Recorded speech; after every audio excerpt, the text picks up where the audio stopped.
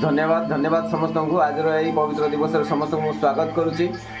आमर श्री गंगाधर प्रधान सार आज आमर मेडिटेशन सकाल क्लास रे हमको किसी रेमेडी देइछन्ती। आज ये पवित्र दिवस रे से रेमेडी मु निश्चित भाव में कर सेयार कर। देखु एक पितल थाली रे उरुआ चाउल निआई एवं से समान करी आमे श्रीम शब्द लिखिचु एवं से जो दीप प्रज्वलन होती से दीपरे घी दीप दिखाई जोटा कि ता सहित दुईटी लवंग दीपरे रखाई द्वारा आमर आर्थिक सच्छलता हो पार घर परिवार सुख शांति फेरी पार बोली गुरु गंगाधर सार निर्देश।